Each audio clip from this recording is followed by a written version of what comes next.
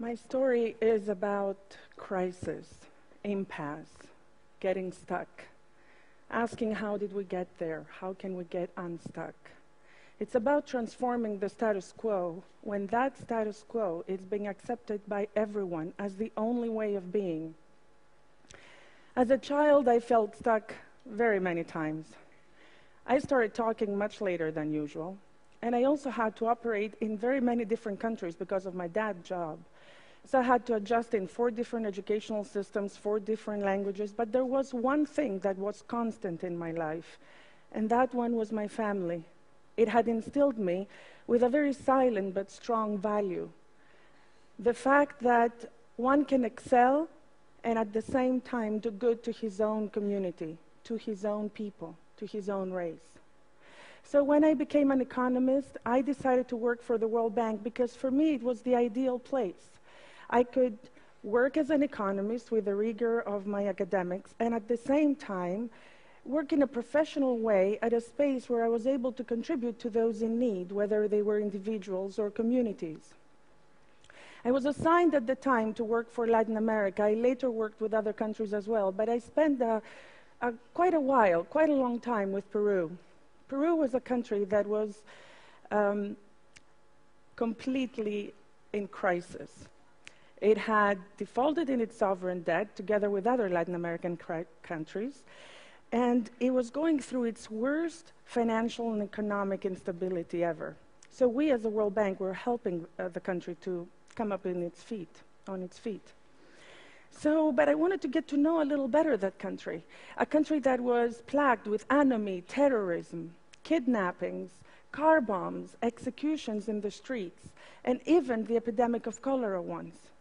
So I took a walk, and a drive actually, with some local friends of mine. I decided to drive outside the city and see some urban areas, outskirts of Lima.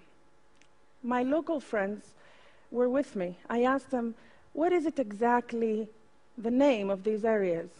And they turned around and said, oh, we call them asentamientos humanos, human settlements.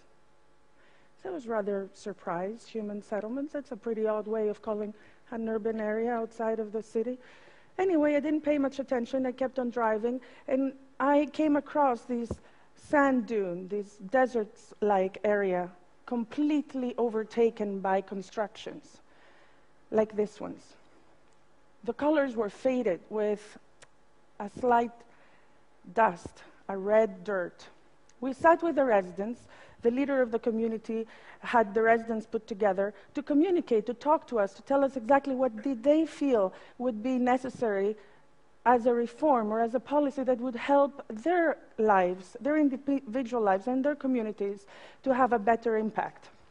So we heard the usual, we heard that they needed infrastructure, they needed running water, they needed roads, but there was something really consistent, systematic that it was asked all the time. They needed security. They needed security over their own homes. They needed security over their own plots, over the rights of ownership of their homes. I will never forget this woman. She was weathered, late 20s, early 30s, 3 children around her, so she was a mother of 3. She raised her hand and asked a question, and she said to us, is there a way I can get security for my house, although it does not have a roof? Oh my gosh, I turned around and asked my same friend, did I understand well, or is my Spanish really bad? He said, oh no, of course you understood very well. This is very common. Of course people don't have roofs. After all, these are informals. I said, what are they? Informals, informales. Informals. Informals, I thought, is probably an object or a characteristic that would be offered to an object, not to a human. So he saw this big question mark on my face and said, Elena, of course you don't understand.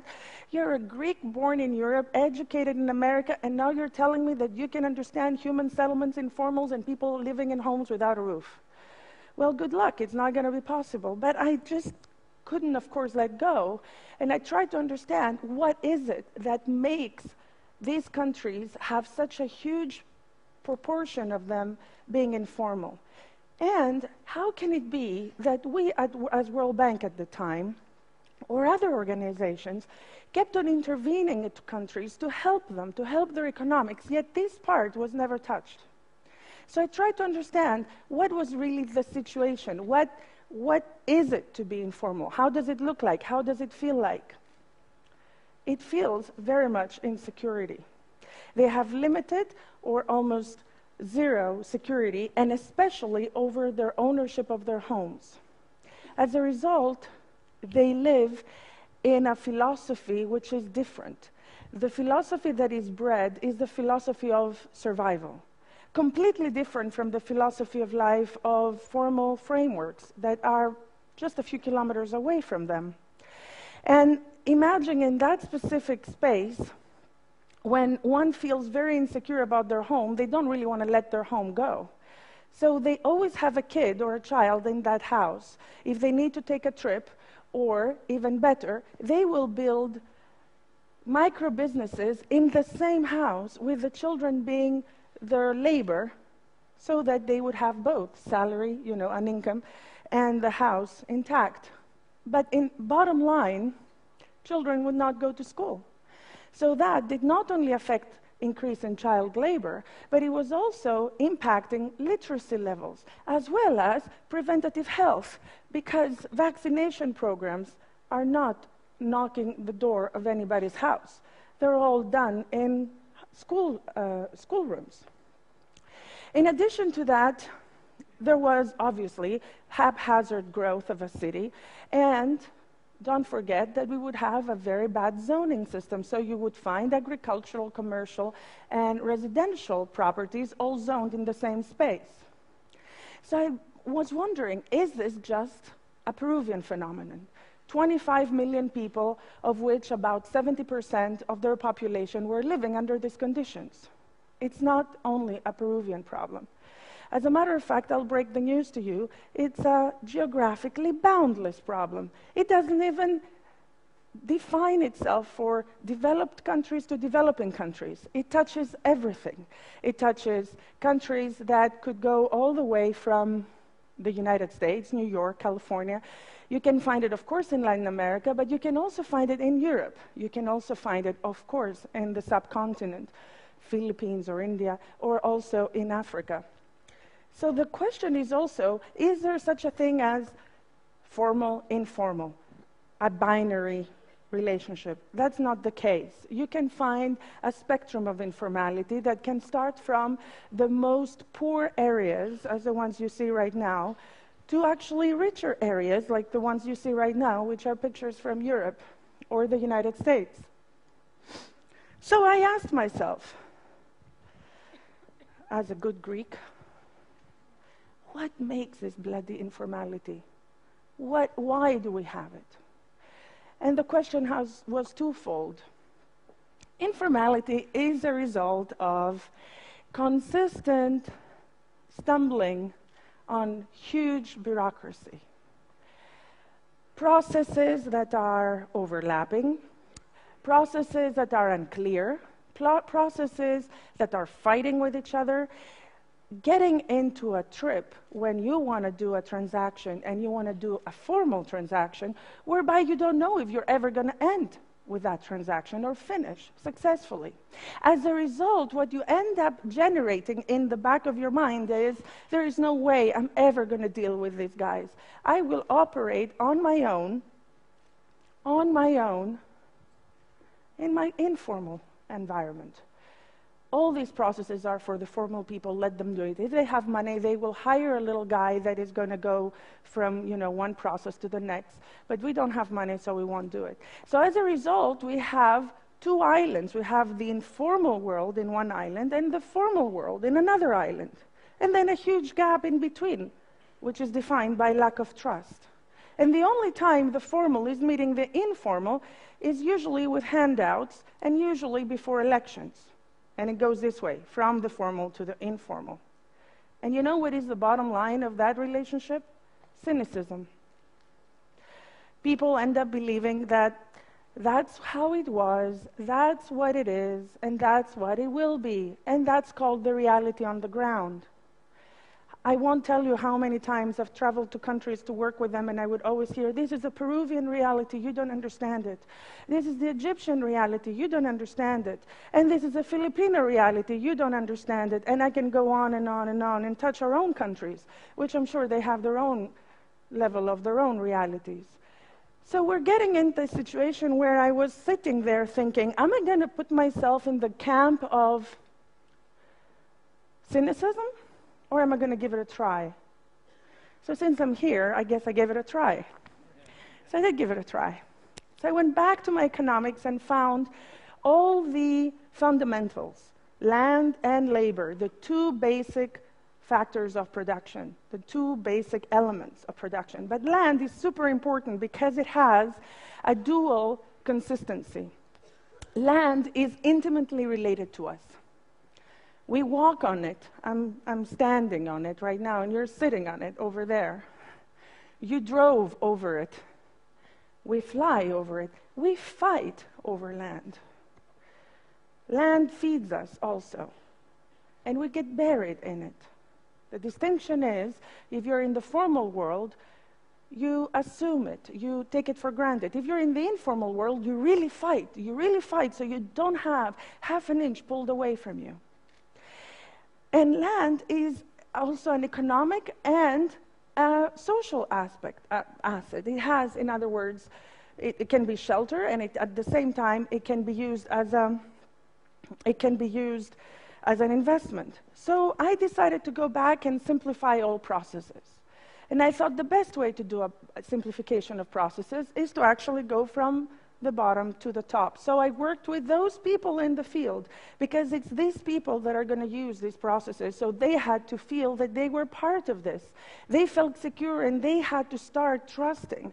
They had to start trusting that this new system is actually something that is partnering with government and is there to provide them with a benefit. Amazing. But what is even more amazing is that it took over 7 years to move from that definition of that startup reform, if you want to call it, to actually applying it full-blown, nationwide to Peru. 7 bloody years. Why? Vested interests, rent seekers, traditional policymakers, and traditional academics. All of us thought, well, yeah, sure, formal is a good thing, but we don't really know if that can work, and it's taking a long time, and it's very sensitive. And don't forget, that's how it was, and that's how it is, and that's how it's going to be. So don't worry about it. It's not going to happen. It's not going to change. 7 bloody years. And what kept me going was the fact that every single moment I was seeing these people thinking, these years is holding back the actual welfare of so many people out there. 70% of the world's population lives on informal land. 4 billion people. It translates to $9 trillion US, twice the money supply of the United States, all over the world.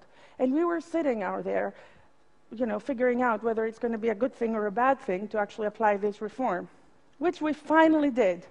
And you know what was the amazing result? 3 years into the reform, 6 million people transformed their properties into formal properties. They became proud members of the middle class. And today, as we speak, it's more than 10 million people that are part of this formal middle class. And then I sat back and thought, what is really, right now, the next step? We had a social and economic baseline, as well as a cost-benefit analysis to measure exactly these changes. We found out that child labor was reduced by 20-some%. Women's involvement was increased by 50%.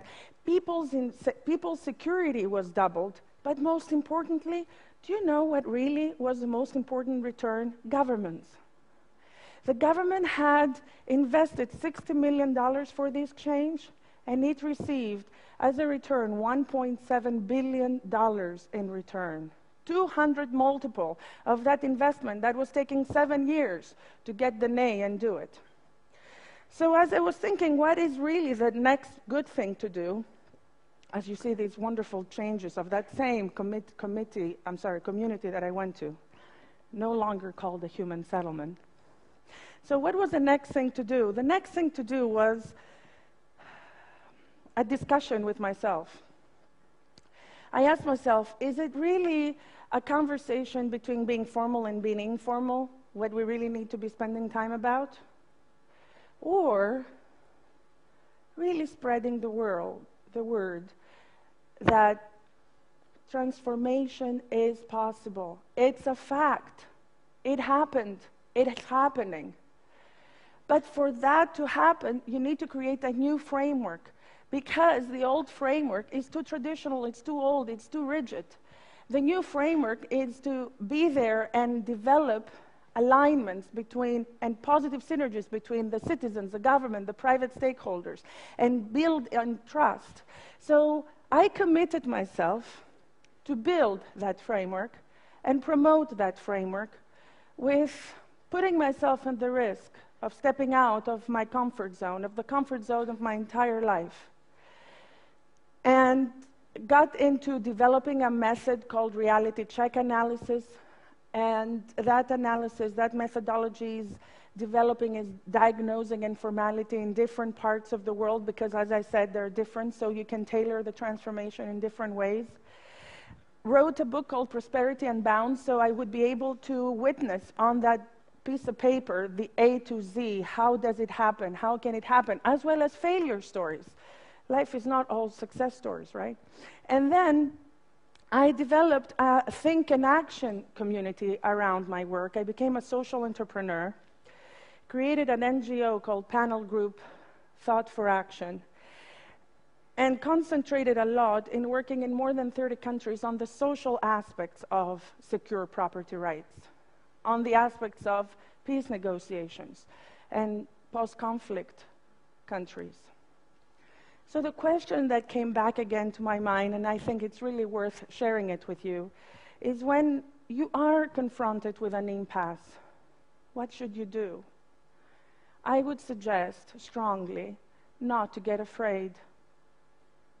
Really confront that impasse. Get inspired by the fact that once you break it, you're getting into a totally new world with so much more positive energy that will incorporate and enroll so many more people, not just you. I didn't do this reform on my own. I did this reform with everybody else. Yes, I was there in the beginning. I was a stubborn Greek, and I was saying, I'm going to get to understand informality.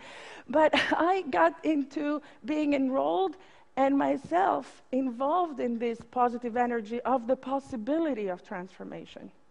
And every time I would want to stop, every time I wanted to go back into my cynical world, because it's more comfortable. It's always easier to be cynical. Every single time I had these people come and pull me back in. They were the ones helping me to keep going. So I would like to ask you tonight to not resign into the cynicism, because it's easy.